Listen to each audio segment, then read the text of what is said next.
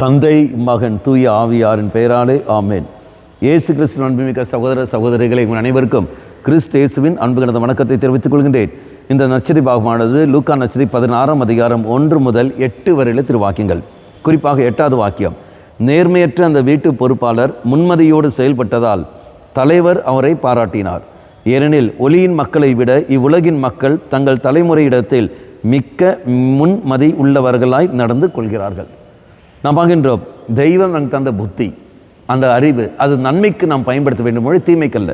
அப்போ தீமைக்கே நாம் நல்ல பயன்படுத்துகிறோம் என்றால் நம்முடைய வாழ்க்கையில் நடக்கிற ஒரு காரியங்கள் நாம் பிழைபடுகிற சமயத்தில் நாம் தவறு செய்கிற பொழுது எவ்வாறு அந்த தவறிலிருந்து தப்பிப்பதற்காக நாம் நம்முடைய புத்தியை பயன்படுத்தி கொண்டு நல்ல காரியத்தில் ஈடுபட்டு கொண்டு அந்த செய்த தவறுகளை நாம் மறைக்கின்றோமோ, அதே மாதிரி தான் தெய்வம் சில வார்த்தை, நீ ஒரு நல்ல காரியம் செய்வதற்காகவே நீ ஒரு தவறை மறைப்பதற்காக ஒரு நல்ல காரியம் செய்கிற என்றால் நீ செய்கிற நல்ல காரியங்கள் உன்னால் செய்ய முடியும் என்பது அங்கு நிரூபிக்கப்படுகிறது.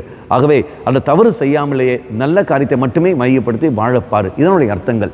அப்போ மண்ணுலகில் இருக்கிற உனக்கே இந்த சக்தி இருக்கிற சமயத்தில் நீ தெய்வத்தை நம்பி இன்னும் நீ வாழ்கிற பொழுது இன்னும் அதிகமாக நன்மைகள் செய்ய முடியும்.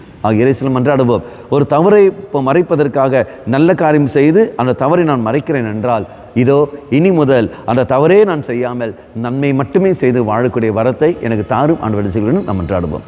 இயேசுவே, தவறு செய்யாமல் நன்மை மட்டுமே செய்து வாழக்கூடிய கிருபை எனக்கு தந்திரலாம், என்னால் செய்ய முடியும் என்று நீத்தாமே எனக்கு தந்திருக்கின்றேன்.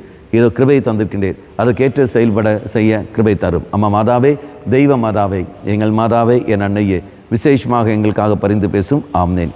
தந்தை, மகன், தூய ஆவியாரின் பெயராலே ஆமேன்.